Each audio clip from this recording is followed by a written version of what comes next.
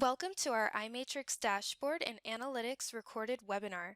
Our goal today is to help you understand the traffic and leads being generated by your iMatrix website and to provide you with additional tools to successfully track your business.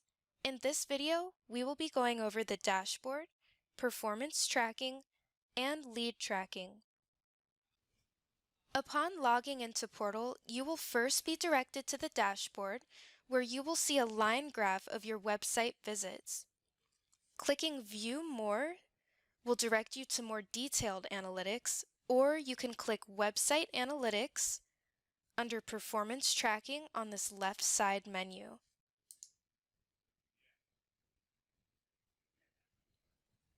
Under Performance Tracking and Website Analytics, there are two categories: Audience and Acquisition. The Audience tab displays how many visits and different types of visits your website has received.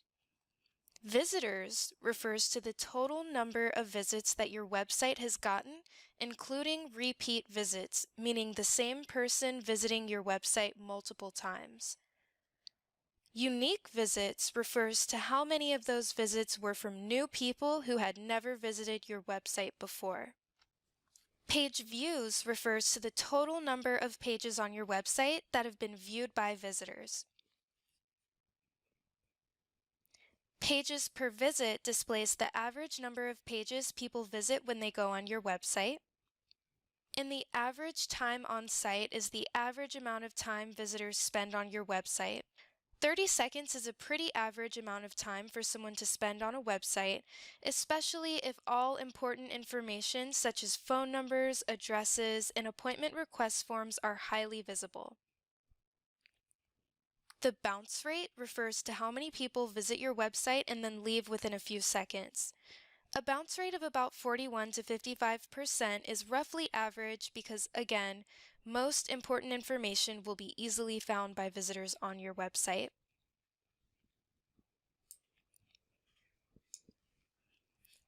The Visited Pages section shows exactly which pages on your website are receiving visits and how many visits they received. This looks like it's just the home page of our testing site here, and it has received 2 visits. The next section under Website Analytics is Acquisition. The Acquisition section shows how visitors are finding your website. Referrals are when someone visits your website from another site such as Yelp or social media such as Facebook. And here you'll see a line graph of how many people are finding you through referrals, and also a breakdown of what those referrals were. Search engine visitors find your website through search engines such as Google, Bing, or Yahoo. And the Search Engine tab operates in the same way as the Referrals tab, where you'll see a line graph of how many visitors are finding you via search engine, and also a breakdown of which search engines your visitors are using to find your website. The last portion specific to analytics is the lead tracking section.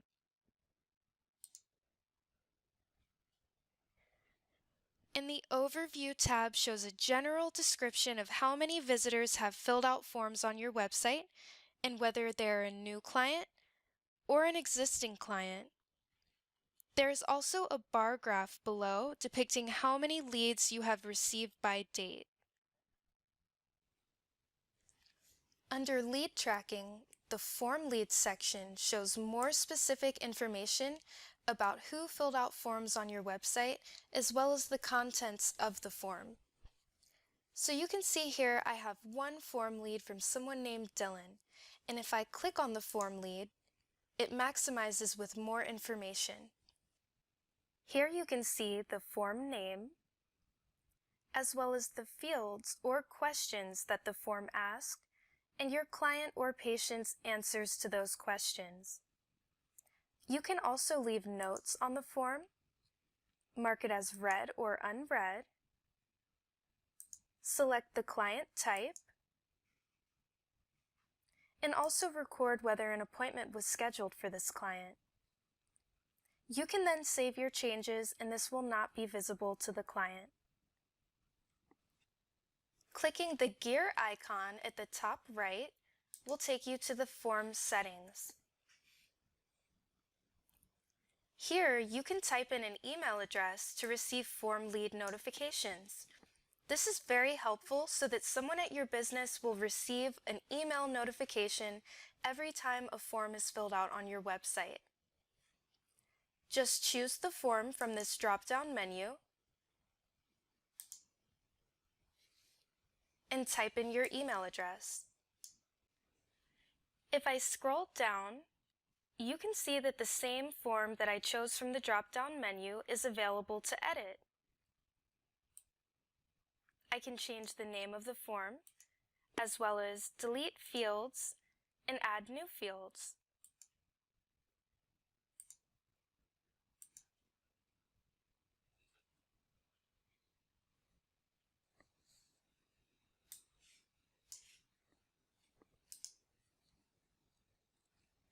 You can also create new forms from the Form Leads page by clicking the blue Add New button.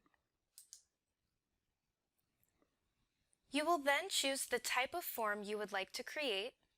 Most forms have some base fields that you can edit, or you can just choose Custom Form to start from scratch.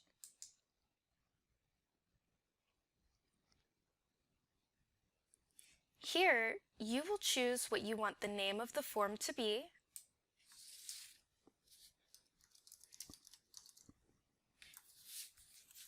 as well as the questions you would like the form to ask. You can also choose which fields you would like to be required fields. To add a new field, you will select the field type,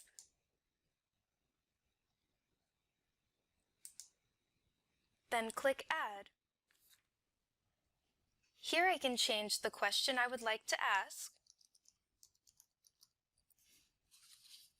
as well as selecting the field type. For example, I can choose a drop-down list or a checkbox and enter the value here.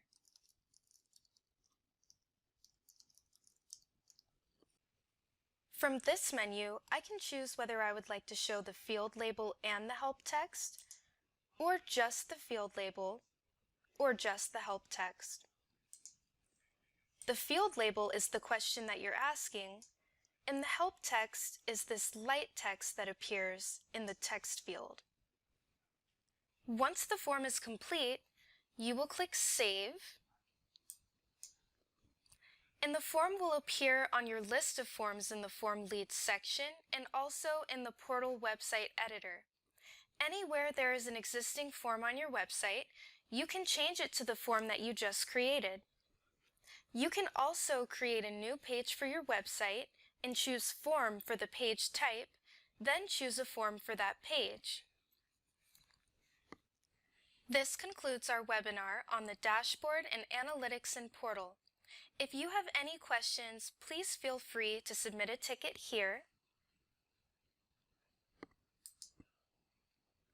or on our help site, help.imatrix.com. Thanks for watching.